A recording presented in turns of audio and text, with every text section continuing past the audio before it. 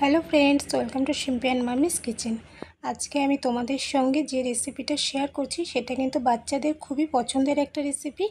বাচ্চারা কিন্তু খুব বেশি পছন্দ করে, খুব সহজে তৈরিও হয়ে যায়। আজকে আমি বানাচ্ছি এগ পটেটো চাউমিন। খুব সহজে ঘরোয়া স্টাইলে কিভাবে এটা বানিয়ে নেব এবং বাচ্চাদের টিফিনে এবং সন্ধ্যার টিফিনেও কিন্তু খুব সহজেই এই চাউমিনটা বানিয়ে নেওয়া যায়। তো চলো রেসিপিটা শুরু করা যাক।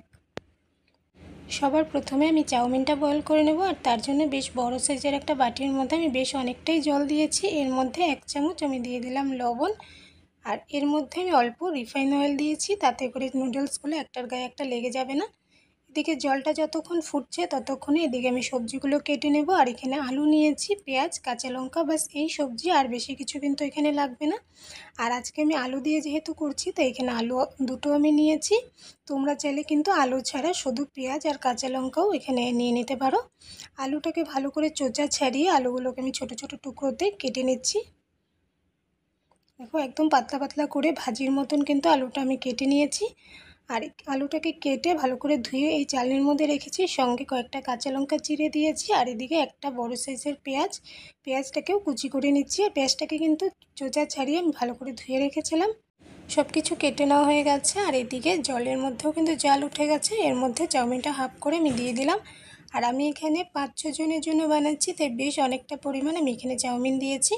আর অনেকে চাউমিনের মধ্যে গরম জল দিয়ে ঢেকে দেয় আর তারপর জল ছড়িয়ে বানিয়ে নেয়, কিন্তু সেক্ষেত্রে চাউমিনের টেস্টটা কিন্তু অতটা ভালো আসে না। এভাবে করে একটু জাল উঠিয়ে নিলে, চাউমিনটা ভালো করে একটু বয়েল করে নিলে কিন্তু চাউমিনের টেস্টটা বেশি ভালো হয়। এদিকে দেখো, 2 মিনিটের মতো চাউমিনটাকে বয়েল করে নিয়েছি। চাউমিনটা কিন্তু সুন্দরভাবে বয়েল হয়ে গেছে। এটাকে আর জাল করব না, গ্যাসটা বন্ধ করে এটাকে নামিয়ে জল ঝরিয়ে ঠান্ডা জল দিয়ে আমি চাউমিনটাকে অল্প ধুয়ে তারপর রাখবো। এদিকে একটা কড়াইয়ের মধ্যে বেশ খানিকটা রিফাইন অয়েল গরম করে নিয়েছি। এর মধ্যে কুচানো পেঁয়াজ দিয়ে দিলাম, দিয়ে পেঁয়াজটাকে হালকা করে একটু ভেজে নিচ্ছি। আর এখানটায় তোমরা চাইলে কিন্তু রিফাইন অয়েলের পরিবর্তে সর্ষের তেলেও রেসিপিটা করতে পারো, কিন্তু এই রেসিপিগুলো রিফাইন অয়েলেই আমার কাছে মনে হয় যে বেশি ভালো হয়, তাই আমি বলবো যে রিফাইন অয়েলেই চেষ্টা করবে করার। পেঁয়াজটা হালকা ভেজে নিয়ে এর মধ্যে কাঁচা লঙ্কা আর আলু দিয়ে দিলাম একসঙ্গে, দিয়ে সব কিছুকে ভালো করে একটু মিশিয়ে নিচ্ছি। এবার এর মধ্যে আমি অল্প দিয়ে দিলাম হলুদ গুঁড়ো, একদম সামান্য অল্প দিয়েছি, সঙ্গে অল্প দিয়ে দিলাম লবণ টেস্ট অনুযায়ী।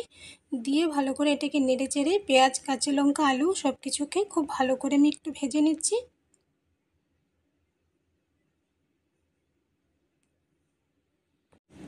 আলুগুলো এদিকে ভাজা হয়ে গেছে সুন্দরভাবে, আলুগুলো কিন্তু বয়েলও হয়ে গেছে। এবার একটু সাইড করে নিয়ে এই সাইডের থেকে আমি দিয়ে দিচ্ছি ডিম। এখানে আমি 3টা ডিম ইউজ করেছি। ডিম দিয়ে এবার খুন্তির সাহায্যে ডিমগুলোকে একটু ভেঙে ভেঙে দিচ্ছি, ঝুরি ঝুরি করে ডিমগুলোকে ভালো করে আমি একটু ভেজে নেব। দেখো, এভাবে করে নিলে কিন্তু ডিমটা আর আলাদা করে ভাজার দরকার নেই। এদিকে দেখো, ডিমটা কিন্তু সুন্দরভাবে ভাজা হয়ে গেছে। সব কিছুকে একসঙ্গে করে আমি আরও 2 মিনিটের মতন এগুলোকে ভালো করে একটু ভেজে নিচ্ছি। এদিকে দেখো, ভাজা হয়ে গেছে। এর মধ্যে সেদ্ধ করে রাখা পুরোটা চাউমিন আমি কিন্তু এখানে একসঙ্গে দিয়ে দিয়েছি, দিয়ে ভালো করে এটাকে মিশিয়ে নিচ্ছি। আর এখানে খুন্তিটা দিয়ে একটু অসুবিধা হচ্ছিল, তাই আমি এখানে একটা কাঁটা চামচ নিয়েছি। দুটো জিনিসের সাহায্যে খুব সুন্দরভাবে মিশিয়ে নিয়েছি। এবার এর মধ্যে অল্প দিয়ে দিলাম লবণ টেস্ট অনুযায়ী, যেহেতু বয়েল করার সময় লবণ দিয়েছিলাম সেই অনুযায়ী এখানে কিন্তু লবণ দিয়েছি। আর সঙ্গে আমি এর মধ্যে দিয়েছি অল্প নুডলস মশলা। এটা কিন্তু অপশনাল, তোমাদের কাছে যদি থাকে তবে দিয়ে নিতে পারো, এতে করে টেস্টটা একটু ভালো হয়, সেন্টটাও খুব সুন্দর আসে। তাই আমি এখানে একটু দিয়েছি, না থাকলেও কোনো ব্যাপার নেই, তাতে করেও কিন্তু এই নুডলসটার টেস্ট অনেক বেশি ভালো হয়। একদম ঘরোয়া স্টাইলে নুডলসটা আমি আজকে তোমাদেরকে বানিয়ে দেখাচ্ছি, দোকানের মতন করে কিন্তু একদমই বানাচ্ছি না। খুবই সিম্পলভাবে আমরা সাধারণত ঘরে যে চাউমিনটা বানিয়ে থাকি এবং বাচ্চাদের দিয়ে থাকি, সেই রেসিপিটাই কিন্তু আজকে আমি তোমাদের সঙ্গে শেয়ার করছি। খুবই সহজভাবে তৈরি হয়ে যায়। আর দোকানে নানা রকম চাউমিন পাওয়া যায়, কিন্তু সেগুলোর থেকে এই চাউমিনের টেস্ট কিন্তু অসাধারণ হয়।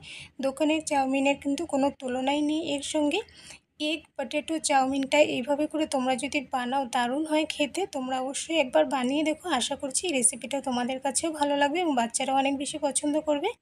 আর আমার এই রেসিপি কেমন লাগলো কমেন্টস করে জানিও, ভালো লাগলে লাইক করো, শেয়ার করো।